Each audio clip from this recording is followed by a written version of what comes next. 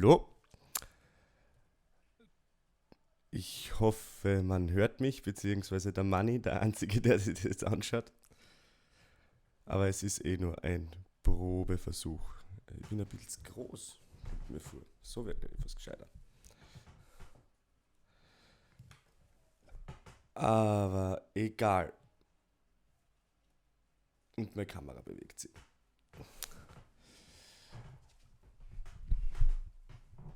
Also, hi, ihr könnt euch gerne in den Chat dazu reinhauen, schreibt mir was. Was geht ab in den Welt von den Knackwatschen? Wir möchten ab nächster Woche eine YouTube-Live-Sendung starten. Und diese YouTube-Live-Sendung soll so ausschauen, dass wir euch aus der Welt von uns Sachen erzählen, dass wir kleine Gimmicks mit anderen Bands machen, dass wir, keine Ahnung, einmal eine Probe live streamen oder einen Soundcheck oder vielleicht sogar ein ganzes Konzert. Und das Ganze möchten wir auf YouTube gerne aufziehen. Ähm, und das ist jetzt eigentlich so diese Episode 0, in der ich euch das Ganze erzähle. Ich hoffe, das findet Anklang. Ich werde das Video natürlich auch speichern und auch so auf YouTube hochladen. Ähm, und ja, schauen wir mal.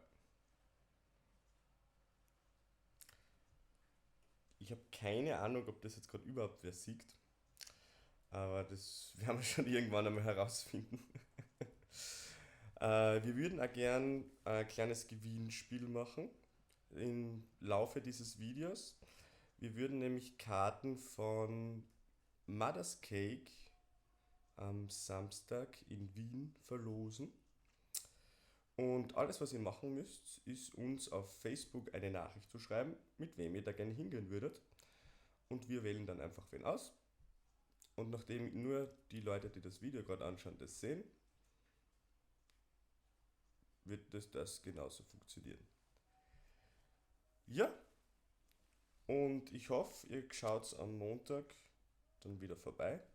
Da werden wir dann ein kleines Interview mit Django S., mit Freunden von uns führen. Da werden der Gregor und ich euch ein wenig was erzählen von unserem, wir auch sagen, wie das Mother's Cake Konzert war, weil Freunde von uns gehen ja auch hin. Also, nichtsdestotrotz, nach 5 Minuten. No.